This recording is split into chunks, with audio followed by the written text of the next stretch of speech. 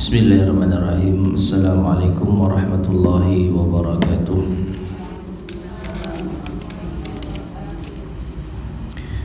Innal hamdalillah nahmaduhu wa nasta'inuhu wa nastaghfiruh wa na'udzu billahi min shururi anfusina wa min sayyiati a'malina.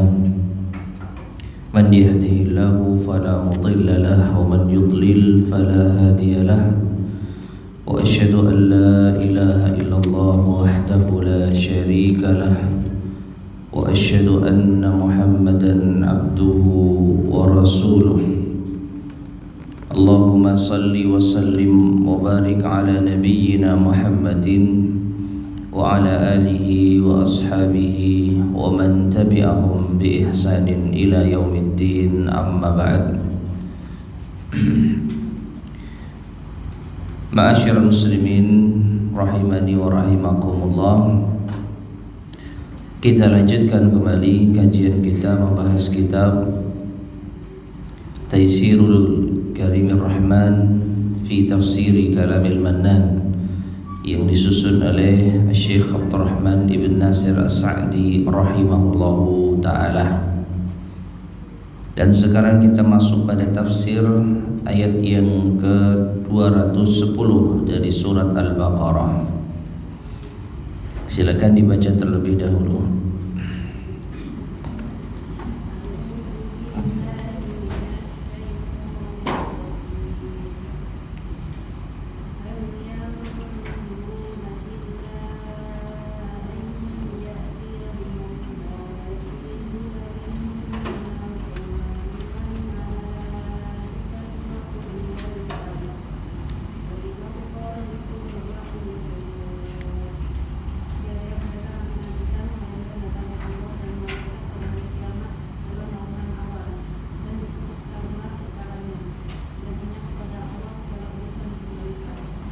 Barakallahu fiik. Allah Subhanahu wa ta'ala berfirman, hal yanzuruna illa an ya'tiyahumullahu fi zulalin minal ghamam wal malaikatu wa qudiyal amr wa ila Allahi turja'ul umur. Tidaklah yang mereka nantikan melainkan Allah datang kepada mereka dengan naungan dari awan, demikian pula para malaikat, dan diputuslah semua urusan, dan kepada Allah lah segala urusan akan dikembalikan. Ayat ini ma'asyar muslimin rahimani wa rahimakumullah menunjukkan manusia di hari kiamat nanti akan menanti keputusan Allah Subhanahu wa ta'ala. Segala urusan akan diputuskan oleh Allah Subhanahu wa ta'ala dengan keadilannya. Kezaliman di dunia akan dibalas. Begitu pula amal-amal saleh akan diganjar dengan pahala. Maka manusia tatkala nanti bertemu dengan Allah di akhirat, mereka harus mempersiapkan pertanggungjawaban mereka di dunia. Sekarang kita baca penjelasan dari al-muallif Syekh Abdurrahman Ibn Nasir As-Sa'di rahimahullahu ta'ala. Qala al-muallif rahimahullah wa hadha fihi minal wa'id syadid. Dan ini terdapat di dalamnya berupa ancaman yang keras, wa tahdid, dan ancaman ma tankhali'u lahul qulub, apa yang membuat hati gemetar. Yaqulu ta'ala, Allah ta'ala mengatakan, hal yantadhirus sa'una fil fasadi fil ardh. Apakah atau tidaklah orang-orang yang berbuat kerusakan di bumi menanti al-muttabi'una li khutuwati syaitan, orang-orang yang mengikuti langkah-langkah syaitan, an-nabizuna li amrillahi, yang mencampakkan perintah Allah, illa yaumal jaza bil a'mal, tidaklah yang mereka nantikan itu kecuali hari pembalasan amalan. Ya, hari pembalasan amalan. Jadi ma'asyar muslimin rahimani wa rahimakumullah, di sini Syekh As-Sa'di rahimahullah mengingatkan orang-orang yang berbuat kerusakan di bumi, orang-orang yang mencampakkan perintah Allah Subhanahu wa taala, mengikuti langkah-langkah syaitan. Mereka itu sejatinya menanti hari ini. Meskipun di antara mereka ada yang mendustakan hari ini. Orang-orang kafir di antara mereka, atau bahkan mereka memiliki keyakinan tidak percaya dengan hari akhir. Yang namanya tidak percaya otomatis tidak perlu menunggu, kan begitu. Tidak perlu menanti, tidak percaya. Tetapi sebenarnya mereka itu menantikan hari ini, menunjukkan meskipun mereka mengatakan tidak percaya terhadap hari kiamat, namun di dalam hati mereka yang terdalam, mereka senantiasa merasa khawatir kalau hari itu tiba. Ya, jadi seakan-akan fitrah mereka merasa ada hari kiamat itu, meskipun secara lisan mereka ingkari dengan keras. Mereka mengejek Nabi kita Muhammad sallallahu alaihi wasallam yang memberi peringatan dengan adanya hari akhir. Apakah kita akan dikembalikan lagi setelah kita mati dan jasad kita hancur menjadi tanah? Dzalika raj'un ba'id, itu pengembalian yang jauh dari masuk akal. Ada syai'un ajib, ini hal yang mengherankan. Baru dengar saya, baru dengar kalau orang mati itu akan dikembalikan lagi. Itu mereka tolak. Namun siapa yang mengira ternyata mereka menantikan hari tersebut. Alladzi qad husyiya minal ahwali wasyada'id, hari yang disisipkan di dalamnya hal-hal yang mengerikan dan menegangkan, wal fada'i, dan menakutkan, ma yuqalqilu qulubadh dhalimin, yang mengguncang hati orang-orang yang zalim, wa yuhiqqa bihi al-jazaa as-sayyi'a 'alal mufsidin, dan yang benar-benar menetapkan balasan yang buruk bagi orang-orang yang berbuat kerusakan. Wa dzalika anna Allah ta'ala yatwi as-samawati wal arda, yang demikian itu karena Allah Subhanahu wa ta'ala melipat langit dan bumi.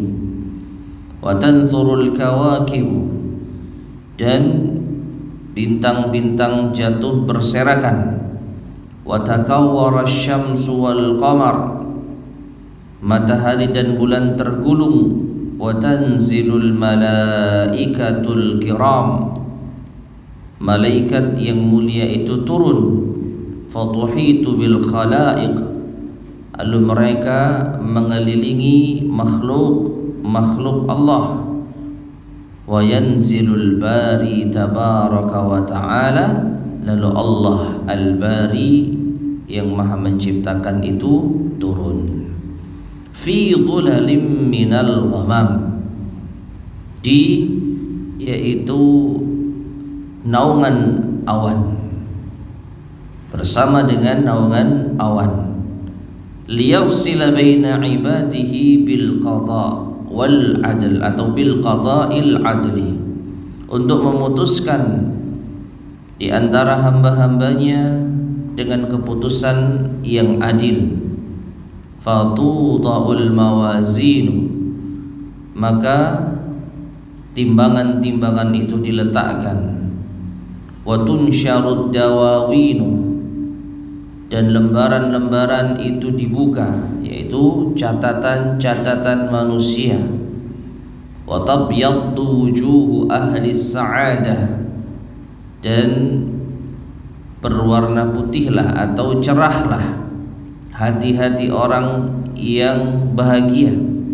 Wa taswaddu wujuhu ahli syaqawah, dan menjadi hitamlah, muram wajah-wajah orang yang sengsara.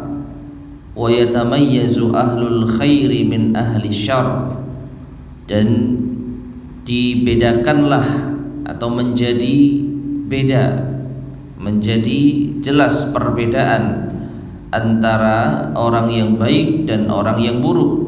Wa kullun mujaza bi amalihi, masing-masing yujaza bi amalihi, dibalas dengan amalannya. Fahunalika ya'addu dhalimu ala yadayhi, dan di sana orang zalim itu menggigit jari-jarinya. Idz alima haqiqata ma huwa alaih, ketika mereka mengetahui hakikat sebenarnya. Taib. Ma'asyiral muslimin rahimani wa rahimakumullah. Ini gambaran singkat tentang hari kiamat, hari kebangkitan, di mana manusia akan dikembalikan hidup kembali dengan mempertanggungjawabkan amalan-amalan mereka, khususnya bagi orang-orang yang berbuat kerusakan, orang-orang yang zalim, orang-orang yang sengsara. Maka Allah Subhanahu wa ta'ala akan memutuskan perkara mereka dengan keadilan. Allah Subhanahu wa ta'ala meletakkan timbangan dan membuka catatan-catatan amalan manusia. Masing-masing akan dibalas dengan amalannya. Dan orang-orang yang zalim, maka mereka akan menggigit jarinya, tanda penyesalan. Allah Subhanahu wa ta'ala berfirman di dalam surat Al-Furqan ayat ke-27, wa yawma ya'addu adh-dhalimu 'ala yadayhi yaqulu ya laitani ittakhadtu ma'ar rasuli sabila. Pada hari di mana orang zalim itu menggigit jari jemarinya dan mengatakan, duhai seandainya aku menjadikan jalan Rasulullah sebagai jalan yang kutempuh, seandainya aku mengambil jalannya Rasul sallallahu alaihi wasallam. Lalu ia menyesali telah mengikuti fulan sebagai kekasihnya, sebagai teman dekatnya. Di ayat yang ke-28 Allah berfirman, ya wailata laitani lam attakhid fulanan khalila. Duhai seandainya aku tidak menjadikan si fulan sebagai teman dekatku. Mengapa? Laqad adallani ani dzikri ba'da ijja'ani. Sungguh ia telah menyesatkanku dari mengingat Allah setelah peringatan itu datang kepadaku.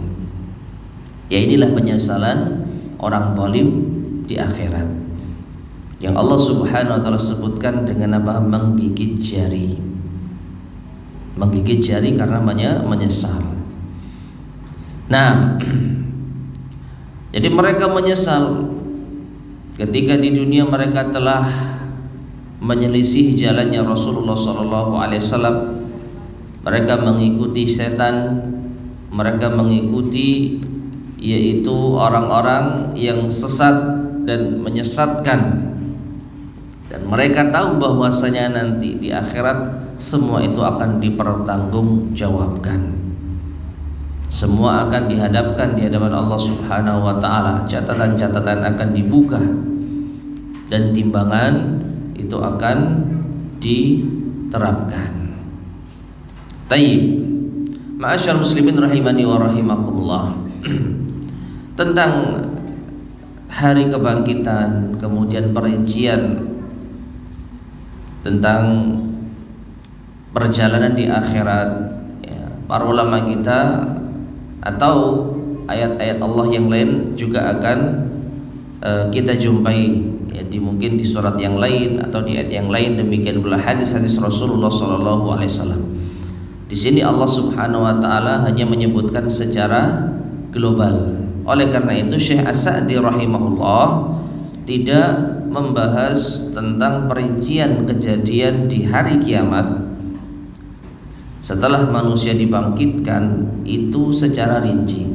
Beliau hanya menyebutkan secara global saja. Nanti di hari kiamat, yaitu Allah akan melipat langit dan bumi, ada ayat tersendiri tentang hal ini sebenarnya.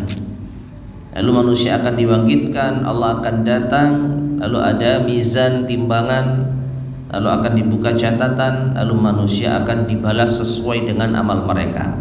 Nah, ini disebutkan hanya secara global.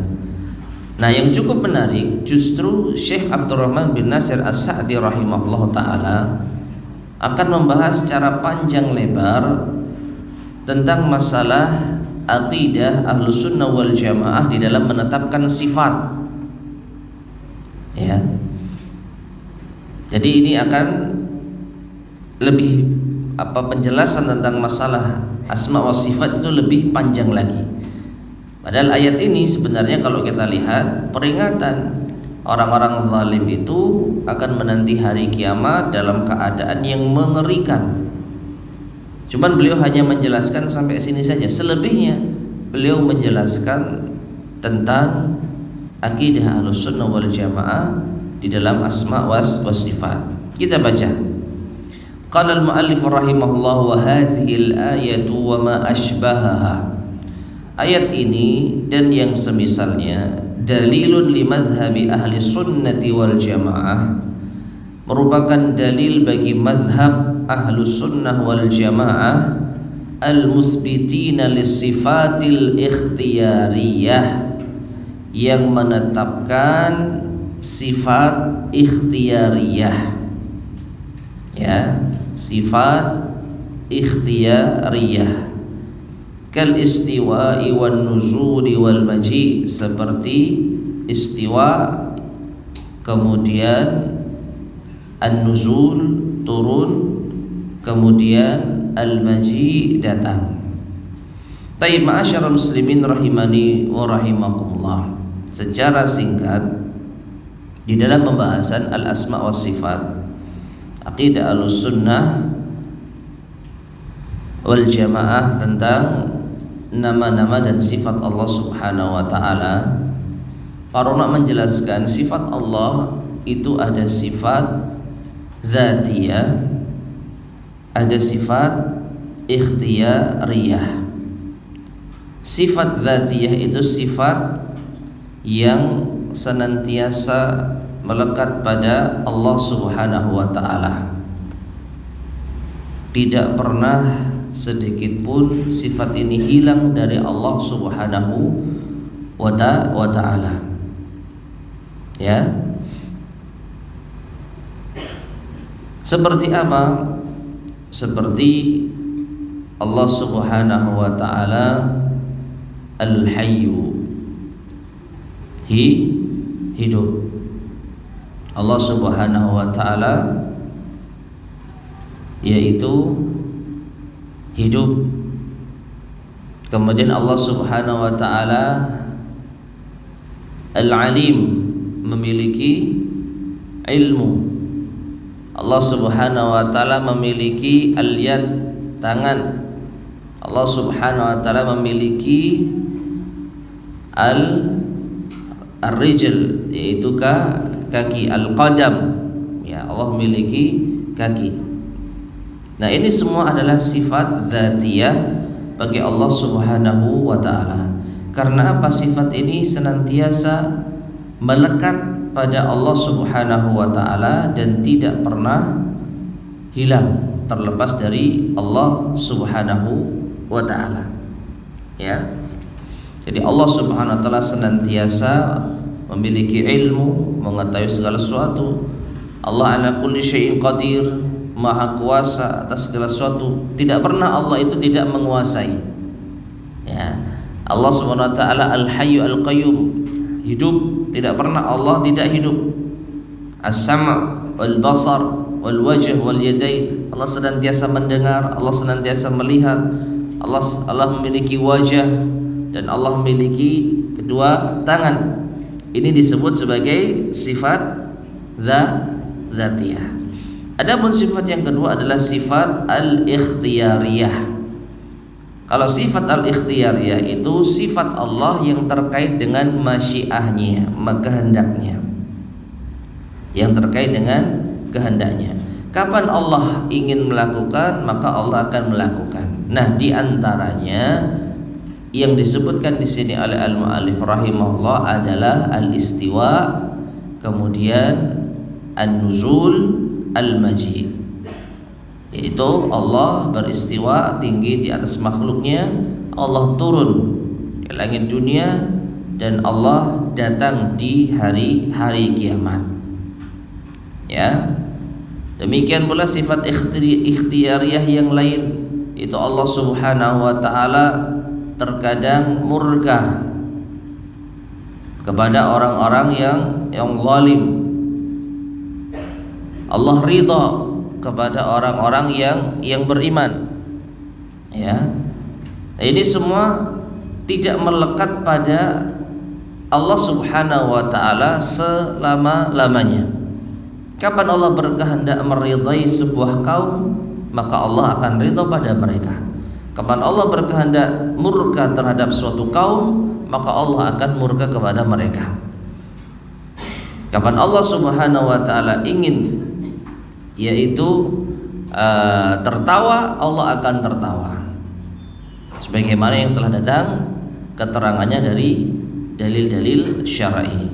Nah, di dalam ayat ini Allah Subhanahu wa taala menetapkan bahwa Allah itu datang.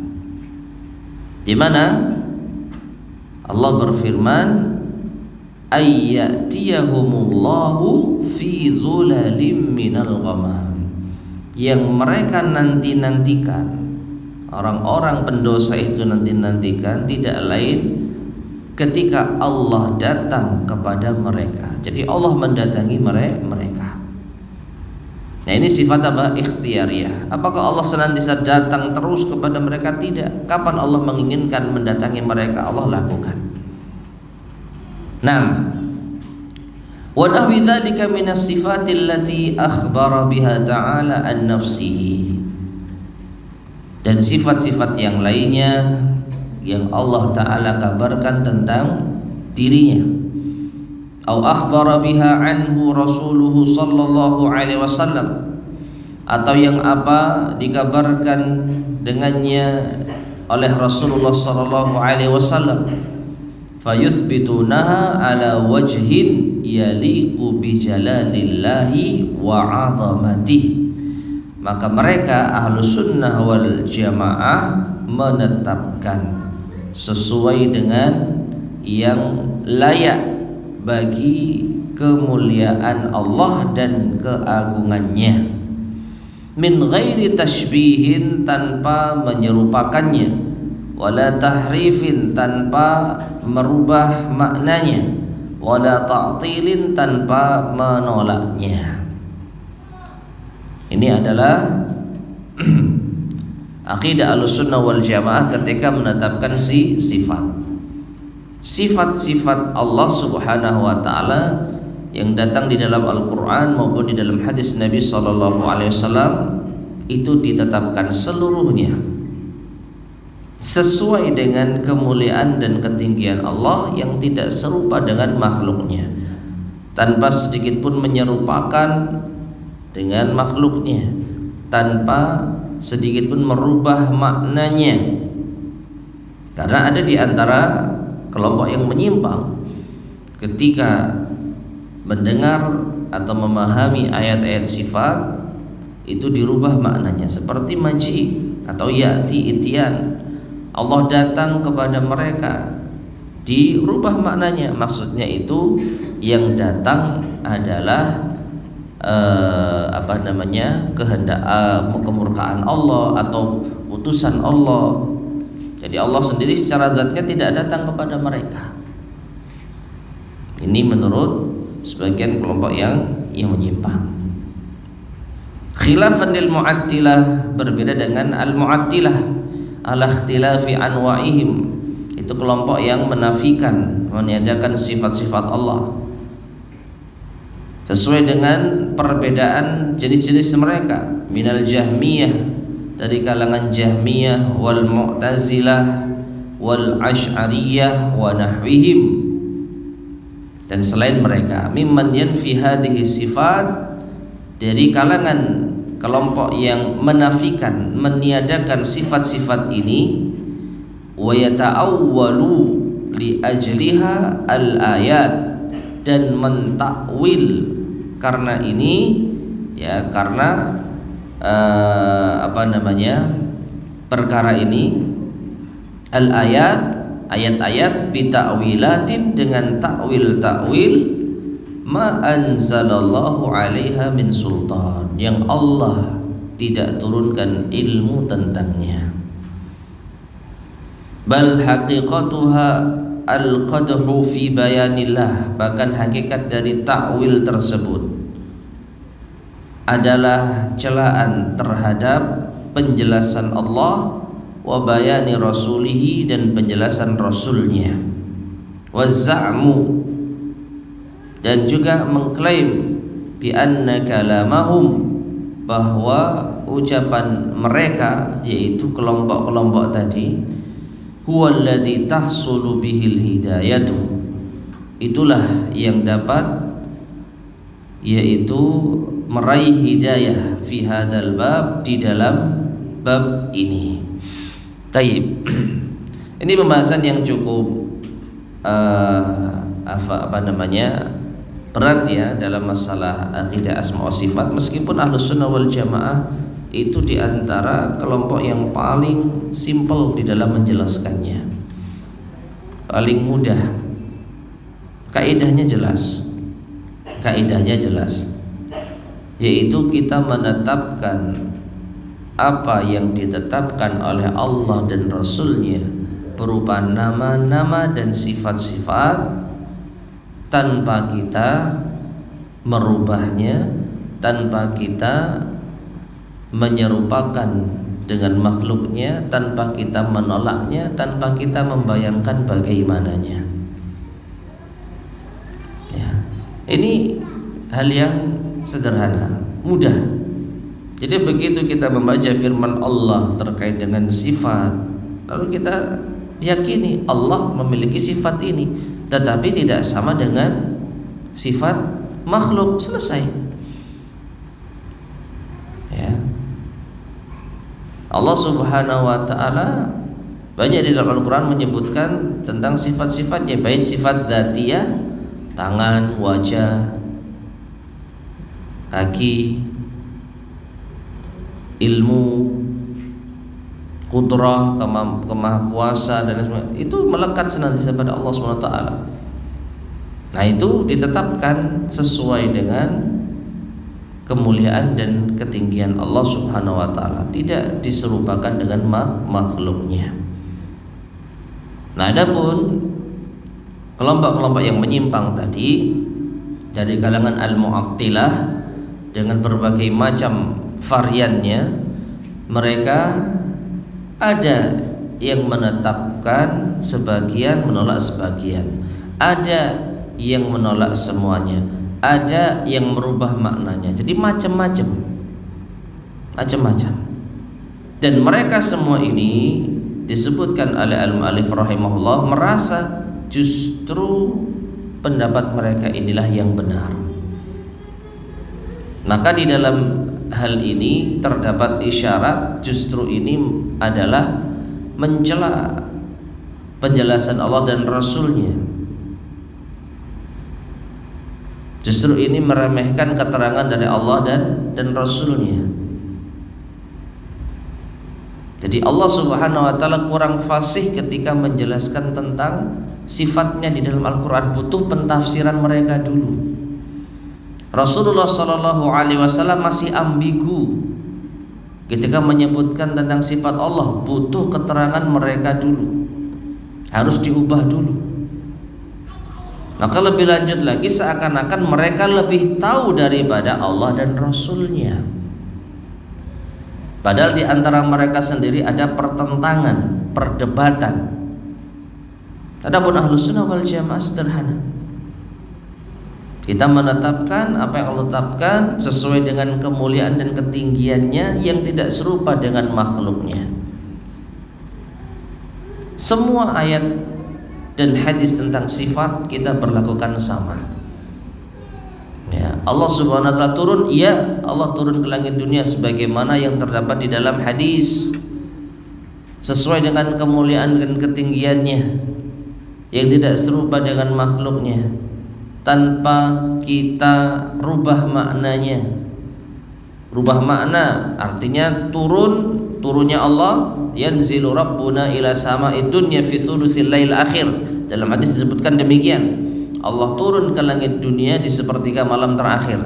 Dirubah maknanya, yang turun itu rahmatnya, bukan Allah. Ada yang menyerupakan dengan makhluknya, Allah turun seperti orang turun. Ada yang menolak, tidak, Allah tidak turun. Ada yang membayangkan gimana ya turunnya Allah. Nah, ini semua Ahlussunnah wal Jamaah menafikan. Tidak seperti itu. Cukup kita imani Allah turun ke langit dunia sebagaimana kemuliaan dan ketinggiannya tidak serupa dengan makhluknya. Selesai. Ya. Dan jangan coba-coba membayangkan. Yang jelas yang namanya turun kita faham. Cuman karena yang turun itu Allah, kita nggak pernah menjangkau bagaimana, yaitu hakikat dari Allah Subhanahu wa taala. Yang jelas kita faham Allah turun ke langit dunia sebagaimana kemuliaan dan ketinggiannya. Nah, fahaulai, maka mereka ini laisa ma'ahum dalilun, tidak memiliki dalil naqli diambil dari nukilan, yaitu mendengar, dan dalil naqli itu bisa juga dikatakan dalil sam'i. Jadi dalil Al-Qur'an maupun hadis yang dinukil dari generasi ke generasi. Bal wala dalilun aqli, bahkan tidak pula dalil aqli yang sahih. Jadi mereka kelompok-kelompok yang menyimpang tadi tidak mampu membawakan dalil naqli, dalil nas Al-Quran maupun hadis. Siapa atau apa yang mendukung pendapat kalian? Misalkan tadi Allah Subhanahu wa ta'ala turun ke langit dunia, yang dimaksud adalah rahmatnya. Mana dalilnya dari Al-Quran maupun hadis yang sarih, yang tegas? Tidak ada. Ya, tidak ada. Kemudian dalil akal juga demikian. Kalau dalil akal, mereka pakai akal, tetapi akalnya tidak sahih. Nanti akan diterangkan oleh beliau rahimahullah ta'ala di antara bentuk kontradiktifnya mereka. Aman naqli, adapun dalil naqli, dalil Quran dan hadis, faqad i'tarafu, maka sungguh mereka mengakui anna nususal waridata fil kitab was sunnah, bahwasanya nas-nas yang terdapat di dalam Alkitab dan as-sunnah, zahiraha, yang zahir, bal sarihaha, yang tegas, bahkan yang tegas, dalun ala madhabi ahli sunnati wal jamaah, justru menunjukkan kepada madhab ahlu sunnah wal jamaah. Ya. Jadi sebenarnya mereka mengakui bahwa zahir dari ayat dan hadis itu justru mendukung pendapat ahlus sunnah wal jamaah. Wa annaha tahtaju lidalalatiha ala madhhabihim batil, dan bahwasanya wa annaha tahtaju lidalalatiha, ya, mereka itu butuh menunjukkan dalalah, yaitu penunjukan ala madhabihim, atas madhab mereka al-batil, yang batil, an tukhraja an zahiriha, untuk dikeluarkan dari zahirnya, wa yuzadu fiha au yunqas, sehingga ditambahi atau dikurangi. Wa hadza kama tara, dan ini sebagaimana yang kau lihat, la yartadihi man fi qalbihi mithqalu dzarratin min iman. La yartadihi, tidak diridai oleh man fi qalbihi, siapa yang di dalam hatinya mithqalu dzarratin min iman, yaitu sebesar biji zarrah sawi berupa keimanan. Artinya kalau kita melihat dalil-dalil Al-Quran maupun As-Sunnah, justru mereka menyadari bahwa Ahlus Sunnah wal Jamaah itu yang paling sesuai dengan dalil, karena menetapkan apa adanya, tidak menyerupakan dengan makhluknya, tidak merubah maknanya, dan tidak membayangkan bagaimananya. Adapun mereka, orang-orang yang menyimpang tersebut, maka mereka itu justru untuk bisa menyimpulkan makna dari ayat sifat itu, mereka butuh apa? Butuh mengeluarkan sesuatu atau dalil itu dari zahirnya. Contoh tadi, Allah turun. Ahlussunnah wal Jamaah mengatakan ya Allah turun dengan ketentuan yang tadi kita terangkan. Adapun ahli batil, mereka memaksakan diri untuk mengeluarkan makna turun sebagaimana kita pahami dengan makna yang lainnya. Jadi dikeluarkan dari makna zahirnya, sehingga ditambahi atau dikurangi. Turun, Allah turun, ditambahi rahmat Allah yang turun. Ya, Allah memiliki tangan, dan yadahu mabsutatan, bahkan kedua tangan Allah terbentang. Ahlussunnah wal Jamaah menetapkan tangan sebagaimana kemuliaan dan keagungan Allah tidak serupa dengan tangan kita. Mereka mengeluarkan makna tangan lalu diganti dengan kekuasaan. Yang dimaksud tangan itu kekuasaan Allah. Jadi mereka itu memahami ayat lalu merubah kandungannya, mau tidak mau seperti itu. Jadi butuh tambahan, butuh pengurangan. Jadi tidak cukup keterangan dari ayat.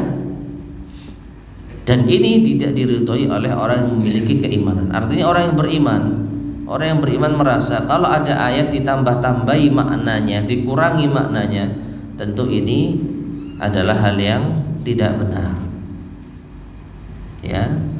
Dan seperti yang tadi saya sampaikan, seakan-akan mereka itu lebih faham dari Allah dan Rasulnya. Kira-kira mudah enggak Allah Subhanahu wa ta'ala menambahkan rahmat Allah di dalam ayat tentang turunnya Allah? Hadis, ya. Mudah enggak? Rasulullah SAW mudah enggak mengucapkan yanzilu atau tanzilu rahmatu rabbina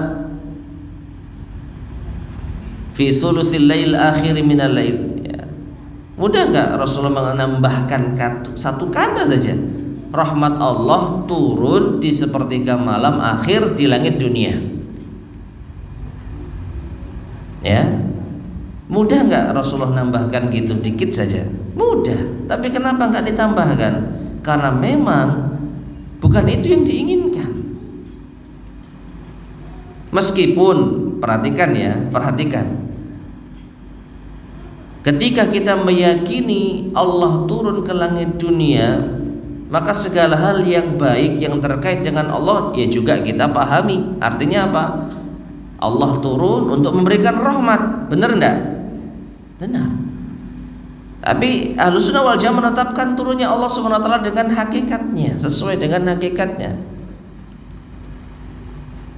Dan dengan turunnya Allah itulah Allah membagi rahmatnya, mengabulkan doanya, mengabulkan doa hamba-hambanya, dan lain sebagainya. Ya. Nah, jadi ma'asyar muslimin rahimani wa rahimakumullah, ketika Ahlussunnah wal Jamaah menetapkan bahwa Allah Subhanahu wa taala memiliki sifat sesuai dengan kemuliaan dan ketinggiannya, maka sekali lagi ini adalah sesuai dengan ayat dan hadis tanpa dirubah, ditambah, dikurangi sedikit pun. Jadi kelompok-kelompok yang menyimpang itu pasti merubah, yaitu ayat dan hadis. Ada yang perubahannya itu sedikit, ada yang perubahannya banyak, ada yang ditambahi, ada yang dikurangi. Wa ammal akli, adapun akal. Nah, mereka kelompok-kelompok yang menyimpang itu tidak menggunakan akal. Yang dimaksud adalah akal yang sahih, akal sehat. Nah, perhatikan di sini ya, kita akan diajak berpikir menggunakan logika oleh al-mu'allif rahimahullah ta'ala. Beliau menyebutkan falaisa fil aqli ma yadullu ala nafyi hadhihi sifati, maka tidak ada di dalam akal yang sehat apa yang menunjukkan untuk meniadakan sifat-sifat ini. Balil aqlu, bahkan akal. Kalau kita bicara akal di sini yang dimaksud akal yang sehat, yang benar. Dalla ala, menunjukkan atas, annal fa'ila akmalu, bahwasanya yang berbuat itu lebih sempurna minalladzi la yaqdiru 'alal fi'li, dari yang tidak mampu untuk berbuat. Nah, perhatikan di sini ya. Coba kita pahami secara logika sebelum kita menerapkan ini kepada Allah Subhanahu wa ta'ala. Manusia, makhluk, dia lebih sempurna menjadi manusia kalau dia bisa melakukan ini dan itu. Ini kita bicara manusia ya, bisa lari, bisa jalan, bisa berdiri, bisa duduk, bisa ya terlentang, bisa naik, bisa turun. Nah, itu manusia semakin sempurna kalau dia bisa melakukan suatu perbuatan. Tapi kalau manusia dia tidak turun, tidak naik, tidak duduk, tidak berdiri, tidak berlari, tidak berjalan, berarti apa? Diam. Manusia diam, apa keahliannya? Apa yang dia lakukan? Nah, ini kalau kita lihat dari manusia, semakin dia bisa berbuat maka dia semakin sempurna. Semakin dia tidak berbuat, semakin menunjukkan memiliki kekurangan. Nah, Allah Subhanahu wa ta'ala di dalam Al-Quran dan hadis banyak disifati dengan sifat-sifat melakukan sesuatu. Di hadis Allah turun, ya, kemudian Allah datang, Allah mengampuni, Allah meridai, Allah mencintai. Ya, ini menunjukkan Allah melakukan perbuatan-perbuatan sesuai dengan kehendaknya, kemuliaannya. Nah, kalau ahli batil, mereka ada yang sampai pada tingkatan semua sifat Allah ditiadakan. Jadi semua sifat Allah ditiadakan. Allah memiliki tangan, Allah tidak memiliki tangan. Allah memiliki wajah, tidak memiliki wajah.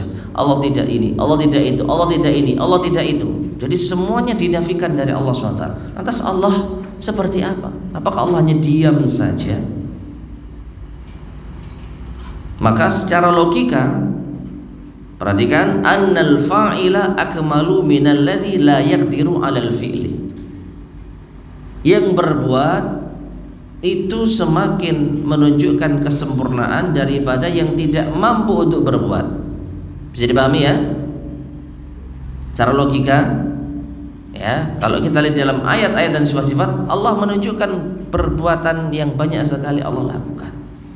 Nah, kalau semua ditiadakan, Allah tidak begini, bayangkan semuanya dinafikan dari Allah. Lantas apa? Allah itu seperti apa? Ya. Nah, kemudian wa anna fi'lahu ta'ala al-muta'alliqa bi nafsihi. Wa anna fi'lahu ta'ala al-muta'alliqa bi nafsihi wal muta'alliqa bi khalqihi huwa kamalun. Dan perbuatan Allah yang terkait dengan dirinya dan terkait dengan makhluknya itu juga kesempurnaan. Yang terkait dengan dirinya, Allah turun, Allah istiwa, Allah datang. Yang terkait dengan makhluknya, Allah meridai, Allah mencintai, Allah memurkai, Allah mengampuni, Allah memaafkan. Nah, ini menunjukkan kesempurnaan. Kenapa? Allah berkehendak untuk melakukan apapun sesuai dengan kehendaknya terhadap dirinya sendiri dan terhadap makhluknya. Ya, Tuhan yang maha sempurna berkehendak melakukan apapun sesuai dengan keinginannya terhadap dirinya sendiri dan terhadap makhluknya.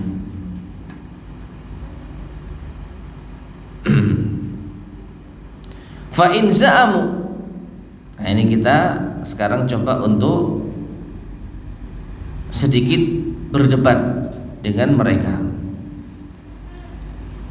Fa in za'amu, dan jika mereka, kelompok yang menyimpang itu mengklaim anna itsbataha yadullu ala tashbihi bi khalqih, bahwa penetapan sifat Allah itu menunjukkan penyerupaan terhadap makhluknya. Nah, ini diantara hal yang menjadi dasar mereka. Kenapa sih mereka itu menolak sifat Allah? Kenapa mereka harus merubah maknanya? Kenapa mereka harus menggunakan akal logika supaya sesuai dengan keinginan mereka? Karena mereka belum apa-apa sudah membayangkan Allah sama dengan makhluknya. Kita ambil contoh sederhana. Ketika mereka membaca ayat sifat tentang tangan misalnya, maka langsung ada di benak mereka yang namanya tangan ya seperti ini. Masa Allah punya tangan seperti ini? Ketika mereka membaca ayat Al-Quran, wa yabqa wajhu rabbik, dan kekallah wajah Tuhanmu, yang ada di benak mereka, wajah ini ya seperti ini, wajah manusia. Masa Allah punya wajah? Dari situlah mereka mengambil jalan menolak sifat Allah. Kenapa? Karena kalau kita tetapkan sifat Allah, berarti Allah sama dengan kita. Padahal Allah itu laisa kamitslihi syai'. Tidak ada sesuatu pun yang serupa dengannya. Nah, perhatikan. Jadi kalau mereka mengklaim kalau menetapkan sifat berarti kita menyerupakan Allah dengan makhluk, maka qila lahum, jawabannya, katakan kepada mereka, al-kalamu ala sifat yatba'ul kalama ala dzat. Berbicara tentang sifat ini mengikuti pembicaraan tentang zat. Apa artinya? Kita bicara sifat Allah itu sama dengan kita bicara tentang zat Allah. Fakama anna lillahi dzatan la tushbihuha dzawat, maka sebagaimana Allah memiliki zat yang tidak menyerupai zat-zat makhluknya, falillahi sifatun la tushbihuha as-sifat, maka Allah juga memiliki sifat yang tidak menyerupai sifat-sifat makhluknya. Fasifatuhu taba'un li dzatihi, maka sifat Allah itu mengikuti zat Allah. Wa sifatu khalqihi taba'un li dzawatihim, dan sifat-sifat makhluknya itu mengikuti zat-zat mereka. Falaysa fi itsbatiha ma yaqtadi tashbiha biwajhin, maka tidaklah menetapkan sifat itu berkonsekuensi penyerupaan sama sekali. Taib. Allah Subhanahu wa taala memiliki zat.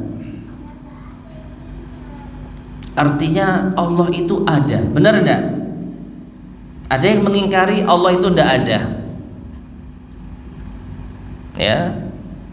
Bahkan ini menjadi sifat wajib. Allah wujud. Allah itu ada. Dan adanya Allah itu ada zatnya. Tidak ada yang mengingkari. Manusia juga ada. Dan kita juga memiliki zat. Zat kita terdiri dari silahkan diurai sendiri. Manusia itu terdiri dari anggota tubuh, terdiri dari material apa. Yang jelas zatnya manusia seperti ini.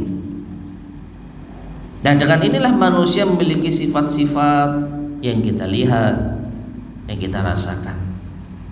Nah, ketika kita menetapkan sifat bagi Allah, itu jangan kita kaitkan dengan zatnya siapa? Manusia.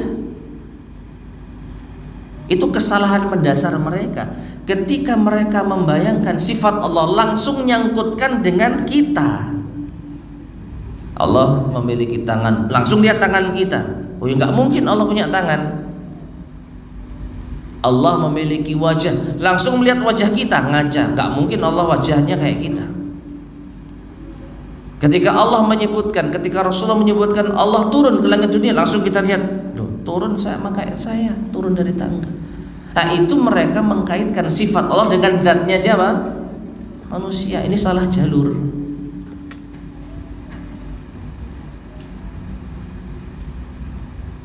Lah bagaimana? Ya tetapkan sifat Allah dengan zatnya Allah. Lah seperti apa zatnya Allah? Kita nggak tahu. Ya sudah. Tapi ada nggak zatnya Allah? Ada. Kalau meyakini Allah itu ada, berarti menetapkan Allah itu memiliki zat. Ada eksistensinya, wujud. Cuman kita nggak tahu. Ya sudah. Kalau demikian, sifat Allah secara hakikatnya kita nggak tahu, tapi kita tahu maknanya. Makanya paling sederhana, kita menetapkan apa yang Allah tetapkan sesuai dengan ketinggian dan kemuliaan Allah yang tidak serupa dengan makhluknya. Gimana? Gak boleh bayangkan. Cukup diimani. Meskipun kita boleh, sekali lagi, boleh memanfaatkan dari sifat-sifat Allah yang disebutkan itu harapan-harapan. Contoh, Allah turun ke langit dunia, yang di situ Allah mengampuni siapapun hambanya yang istighfar. Allah mengabulkan hambanya yang meminta. Lalu kita, ya Allah, karena Allah turun nih, ya Allah, berharap dikabulkan doa kita, berharap dirahmati diri kita, berharap diampuni. Boleh. Meskipun kita tidak tahu bagaimana Allah turunnya, tapi kita yakin Allah ini turun di langit dunia sesuai dengan kemuliaan dan ketinggiannya. Nah, mumpung Allah turun, ayo kita istighfar, ayo kita berdoa, ayo kita minta kasih sayang Allah. Nah, perhatikan. Jadi menetapkan sifat itu ngikuti zatnya. Kalau sifat Allah, ya zatnya Allah. Dan karena zatnya Allah kita tidak tahu hakikatnya, demikian pula hakikat dari sifat Allah. Cuman kita tahu maknanya. Ya. Nah, wa yuqalu aidan, dan dikatakan pula,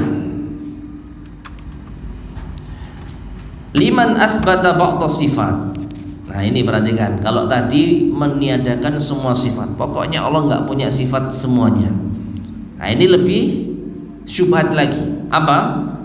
Asbata ba'da sifat wa nafa ba'dan. Ada sebagian kelompok yang menetapkan sebagian sifat dan ada yang menolak sebagian sifat. Au asbatal asma'a duna sifat, atau menetapkan nama tapi meniadakan sifat. Imma an tusbital jami', maka ini nasihat dari beliau rahimahullah. Maka yang benar an tusbital jami', engkau tetapkan seluruh sifat kama asbatallahu li nafsihi, sebagaimana kama asbatahu Allahu li nafsihi, sebagaimana yang Allah tetapkan untuk dirinya, wa asbatahu rasuluhu, dan yang ditetapkan oleh rasulnya.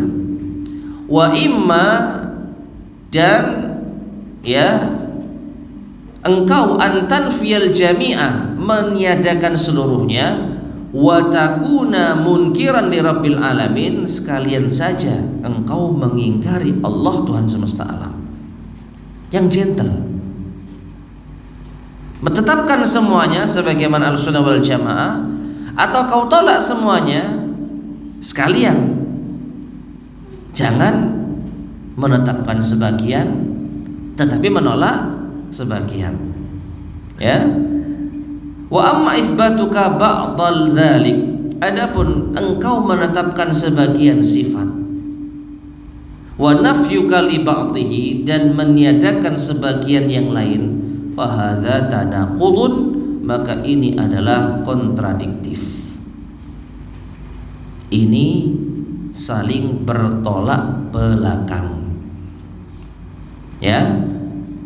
Wa nafyuka li ba'dihi, fafarriq bainama asbattahu wa ma nafaitahu, maka bedakan antara yang engkau tetapkan dan yang engkau tiadakan.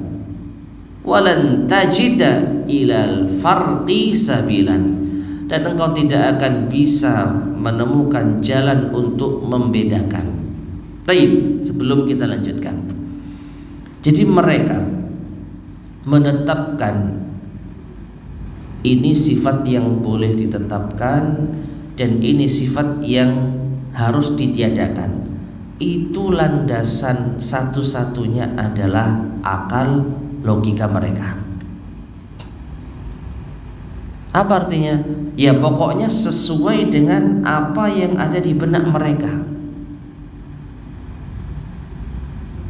Kalau menurut mereka ini cocok untuk Allah, ya Allah berarti seperti itu, Allah memiliki sifat. Tapi kalau ini nggak cocok untuk Allah, maka mereka tolak. Ya, perhatikan. Jadi mereka sekali lagi menetapkan sifat dan menolak sifat, landasan satu-satunya akal dan hawa nafsu. Yang ini ditetapkan karena cocok menurut, masuk akal menurut saya. Yang ini enggak ditetapkan karena tidak masuk akal menurut saya. Nah perhatikan, fa in qulta, jika engkau mengatakan ma asbattuhu la yaqtadi tashbihan.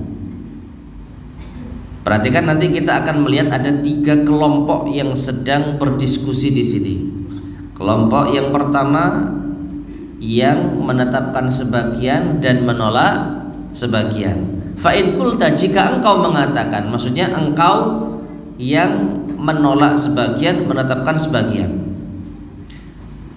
Jika engkau mengatakan ma asbattuhu la yaqtadi tashbihan, apa yang aku tetapkan itu tidak mengandung penyerupaan. Nah ini, kita ini sudah meneliti, kita sudah menganalisa, kita sudah tadabbur, sehingga kita menetapkan sifat-sifat yang pantas bagi Allah. Ini tidak menyerupai makhluk. Jadi sifat-sifat ini sudah kita teliti, tidak mengandung unsur penyerupaan. Tapi sifat-sifat yang kita tolak, nah ini yang sudah kita teliti mengandung penyerupaan. Jadi kita sudah benar-benar sudah menyaring gitu ya. Qala laka ahlus sunnah, maka ahlus sunnah kelompok kedua akan berkata kepadamu, kelompok pertama, wal isbatu ma nafaitahu la yaqtadi tasbihan. Demikian pula sebenarnya menetapkan apa yang engkau nafikan itu sebenarnya juga tidak berkonsekuensi penyerupaan kok. Contoh, mereka kelompok pertama ini ya menetapkan Allah itu memiliki rahmat, Allah itu memiliki ilmu, Allah itu mendengar, Allah itu melihat. Nah ini kita tetapkan. Kenapa? Ya karena bagi kami ini tidak mengandung unsur penyerupaan dengan makhluk.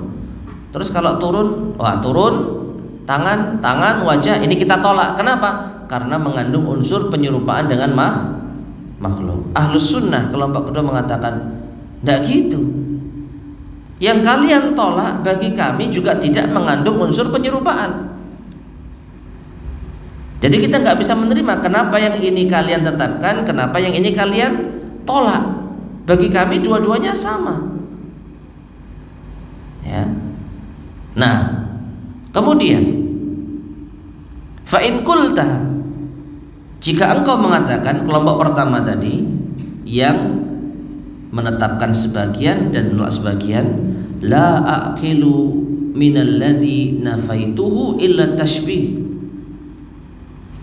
Tidaklah yang kami pahami dari apa yang kami nafikan kecuali penyerupaan. Artinya mereka tetap bersikukuh.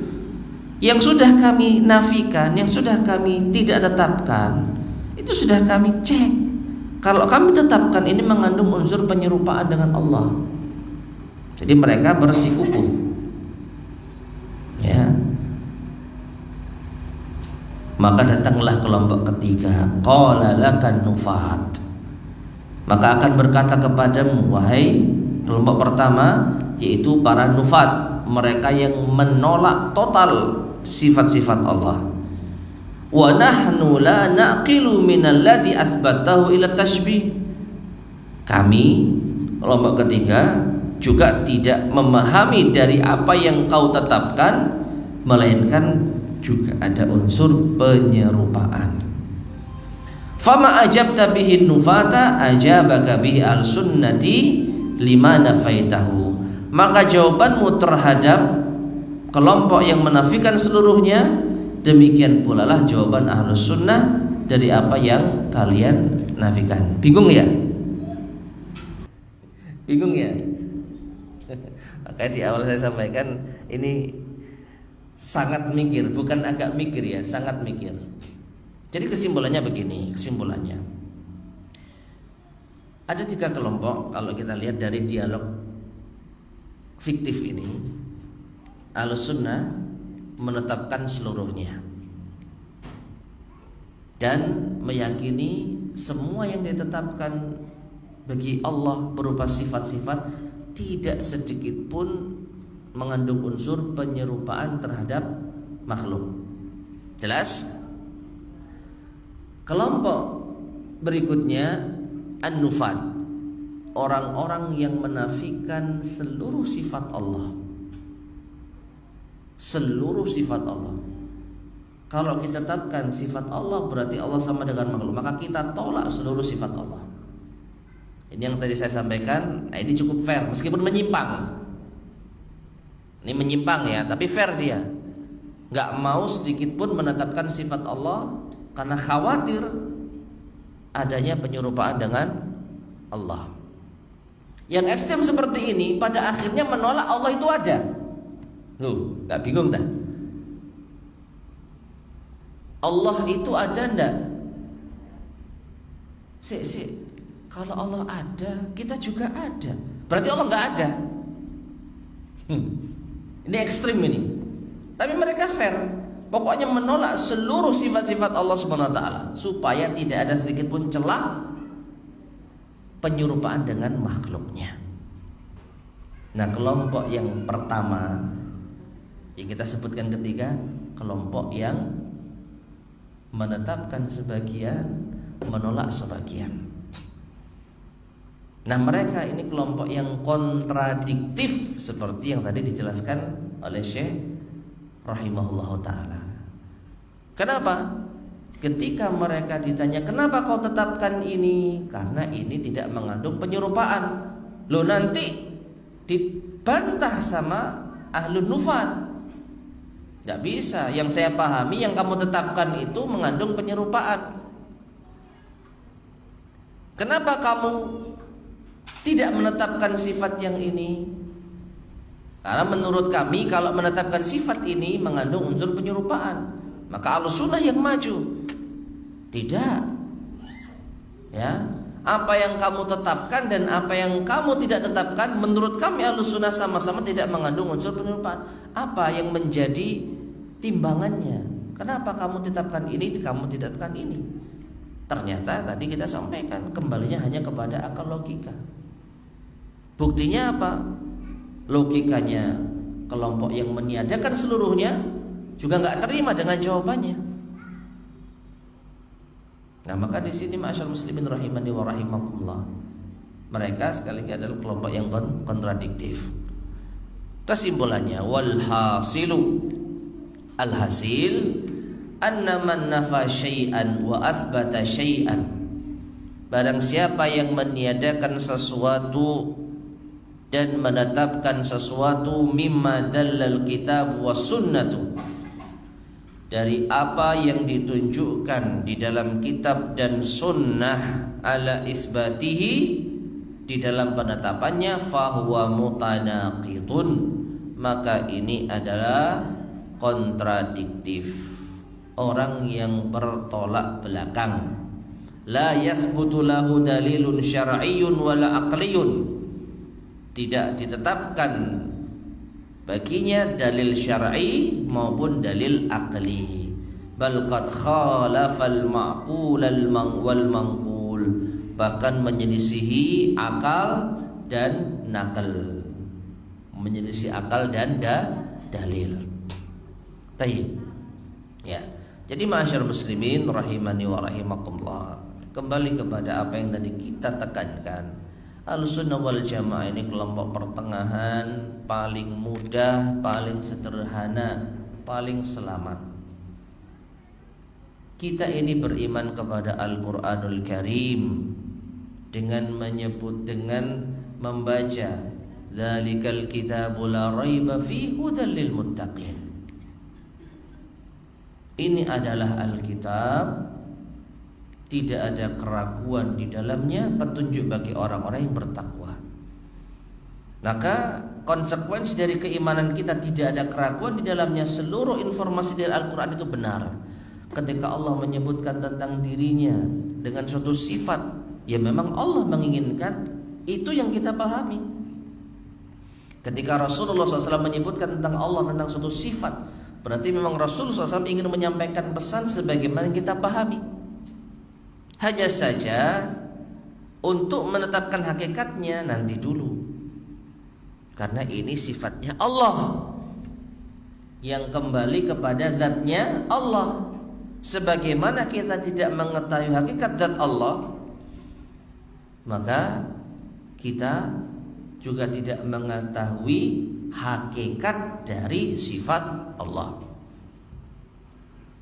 Ya, hakikatnya seperti apa, kaifiyahnya seperti apa, kita nggak tahu. Tapi kita tahu maknanya dan kita mengimaninya. Nah, itu Ahlussunnah wal Jamaah. Tanpa perlu mengotak-atik dalil, tanpa perlu menyaring ini cocok, ini nggak cocok, ini sesuai, ini nggak sesuai. Karena memang kesalahan mereka, sekali lagi apa yang tadi saya sampaikan ya, salah jalur. Mereka ketika memahami ayat-ayat Allah tentang sifat, mereka terapkan kepada siapa? Zatnya manusia. Ini salah jalur. Kalau sifat Allah, ya zatnya Allah yang harus dikembalikan, dan zatnya Allah kita nggak ada yang tahu. Berarti sifat Allah juga nggak ada yang tahu hakikatnya. Wallahu ta'ala a'lam bishawab. Taib ma'asyar muslimin rahimani wa rahimakumullah. Ini penjelasan tafsir ayat ke-210 ya. Jadi sekali lagi kalau kita melihat dari ayatnya, sebenarnya poin utama yang ingin kita ambil itu adalah ancaman bagi orang-orang yang zalim. Nanti mereka di akhirat itu akan menghadapi kengerian. Mereka akan dibalas kezaliman mereka. Mereka akan mendapati catatan-catatan mereka. Mereka akan ditimbang. Oleh karena itu hendaknya manusia sebelum menyesal di akhirat memperbaiki sisa kehidupan mereka di dunia agar tidak semakin menambah beban dosa dan siksa di akhirat. Tetapi Syekh As-Sa'di rahimahullah justru memperpanjang pembahasan tentang sifat Allah ikhtiyariyah. Di dalam ayat ini yang mana? Illa ayyatiyahumullahu. Tidaklah yang mereka nanti kecuali melainkan Allah datang kepada mereka. Maka kita Ahlus Sunnah wal Jamaah menetapkan Allah datang di hari kiamat di hadapan makhluk-makhluknya sebagaimana kemuliaan dan ketinggian Allah yang tidak serupa dengan makhluknya. Wallahu ta'ala a'lam bishawab. Baik ma'asyar muslimin rahimani wa rahimakumullah, ini yang bisa kita bahas pada kajian di pagi hari ini.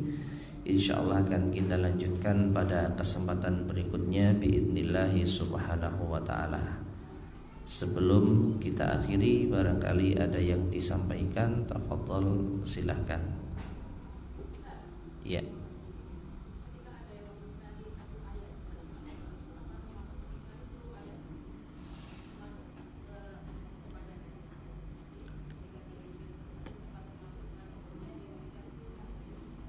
Iya.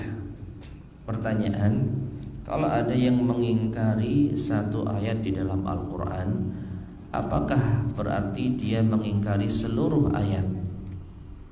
Kalau konsekuensinya iya, meskipun pengakuannya tidak. Kalau ada orang yang mengingkari satu ayat, maka ia akan mengatakan ayat yang lain saya imani, gitu lah. Tapi ayat yang ini saya nggak terima. Itu pengakuannya, tetapi hakikatnya sama. Kenapa? Mengingkari satu ayat sama dengan mengingkari seluruh ayat. Ya. Mengingkari satu ayat tidak benar sama dengan menganggap seluruh ayat tidak benar. Karena tadi sudah kita sampaikan, orang-orang yang beriman itu beriman terhadap Al-Quran, la raiba fi, tidak ada keraguan di dalamnya. Berarti kalau ada satu hal yang diragukan, maka seakan-akan seluruh Al-Quran diragukan. Itu logika sederhana loh. Ya. Kalau ada satu ayat yang dirasa salah, tidak menutup kemungkinan orang lain akan menganggap ayat yang lain salah. Karena ada celah di dalam Al-Quran, ada kesalahan, betul tidak? Kalau meyakini ya di dalam Al-Quran ada satu kesalahan, berarti mungkin nggak ada kesalahan yang lain. Mungkin nggak ada kesalahan yang lain. Sedangkan Al-Quran, Allah Subhanahu Wa Taala mengatakan tidak ada keraguan. Nah, mana yang kita ikuti? Orang yang menganggap satu ayat ini keliru sehingga dia tidak mau beriman, atau kita mengimani seluruhnya? Maka wallahu a'lam bishawab, yang saya yakini mengingkari satu ayat di dalam Al-Quran itu hakikatnya sama seperti mengingkari seluruh ayat. Wallahu a'lam bishawab.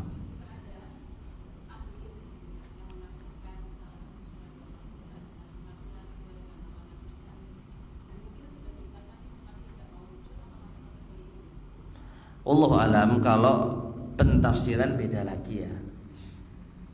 Kalau pentafsiran beda lagi.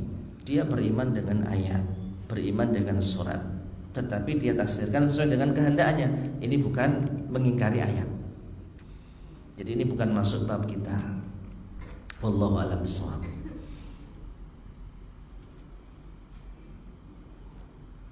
Ada lagi yang disampaikan?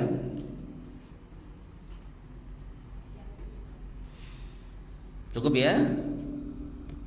Baik, kita cukupkan sekian. Mudah-mudahan bermanfaat. Kurang lebihnya saya mohon maaf. Kita akhiri. Subhanakallahumma bihamdika asyhadu an la ilaha illa anta astaghfiruka wa atubu ilaik. Alhamdulillahirabbil alamin. Assalamualaikum warahmatullahi wabarakatuh.